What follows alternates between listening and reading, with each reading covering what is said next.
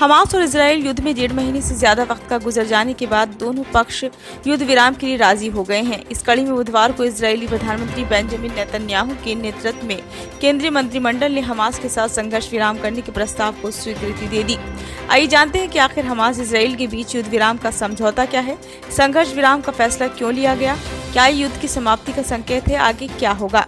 7 अक्टूबर के युद्धरत पक्ष हमास और इजराइल आखिरकार युद्ध विराम के लिए तैयार हो गए हैं। रिपोर्ट के अनुसार अमेरिका ने गाजा में 5 दिनों के युद्ध विराम के बदले में दर्जनों बंधकों को रिहा करने के लिए इजराइल और हमास के बीच एक समझौता कराया है। समझौते के वक्त 7 अक्टूबर से गाजा में हमास और अन्य समूहों द्वारा बंधक बनाई गई 50 महिलाओं और बच्चों को रिहा किया जाना है। एक अमेरिकी अधिकारी ने जानकारी दी कि रिहा होने वालों में 3 अमेरिकी नागरिक होंगे, जिनमें 4 साल की एक लड़की भी शामिल है। अधिकारियों ने उम्मीद जताई है कि समझौते के तहत पहली रिहाई गुरुवार यानी कि 23 नवंबर तक होनी है। उधर हमास ने दावा किया है कि इजराइल 150 फलस्तीनी कैदियों को इजरायली जेलों से रिहा करेगा, जिसमें सभी महिलाएं और बच्चे भी शामिल होंगे। इसके साथ ही वह रोजाना सैकड़ों ट्रकों को मिस्र के साथ लगने वाली राफा सीमा पार करने की अनुमति देगा। इससे गाजा में फलस्तीनियों को मानवीय आपूर्ति प्रदान की जाएगी। समझौते को लेकर हमास का दावा है कि इजराइल दक्षिणी गाजा में हवाई उड़ानें बंद कर देगा, उन्हें उत्तरी इलाके में रोजाना 6 घंटे तक ही संचालित करेगा। सहमति में ये भी निर्णय लिया गया है कि इजरायली सेना युद्ध विराम के दौरान गाजा में सैन्य वाहन नहीं लाएगी, न ही किसी को हिरासत में लेने की कोशिश करेगी। इस बीच नेतन्याहू सरकार ने कहा कि प्रत्येक 10 अतिरिक्त बंधकों की रिहाई के लिए युद्ध विराम को 1 दिन के लिए बढ़ाया जाएगा। 7 अक्टूबर को हमास ने अचानक हमला कर 200 से ज्यादा इजरायली समेत कई देशों के नागरिकों को बंधक बना लिया था। हालांकि 1.5 महीने के बाद भी इन बंधकों की रिहाई न होने के बाद उनके परिजन विरोध प्रदर्शन के लिए सड़क पर उतर आए हैं।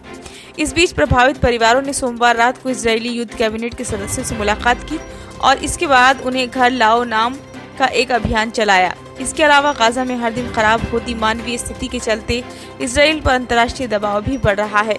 कहा गया है कि इजरायली सेना द्वारा की गई बमबारी और उसके बाद जमीनी आक्रमण ने यहाँ मानवीय संकट पैदा कर दिया है।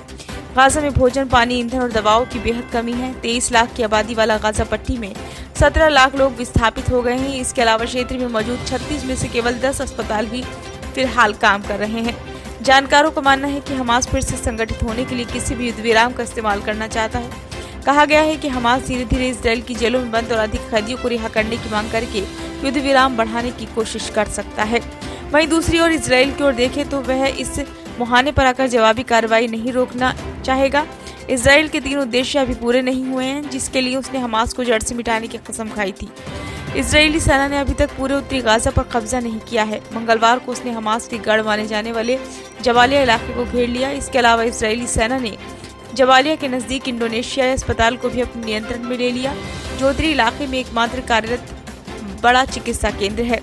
इसके साथ ही इजरायली सेना का ध्यान गाजा के दक्षिण और विशेष रूप से खान यूनिस शहर पर भी है। आईडीएफ का मानना है कि हमास का नेतृत्व खान यूनिस शहर पर मौजूद है और बाकी बंधकों को भी यहीं रखा जा सकता है।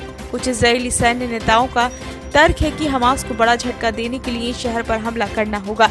इस बीच इजराइल के प्रधानमंत्री बेंजामिन नेतन्याहू ने मंत्रिमंडल को बताया है कि उन्हें लड़ाई फिर से शुरू होने की उम्मीद है। उन्होंने ये भी कहा कि संघर्ष विराम के बाद इजराइल नहीं रुकेगा। ब्यूरो रिपोर्ट, नई दिल्ली।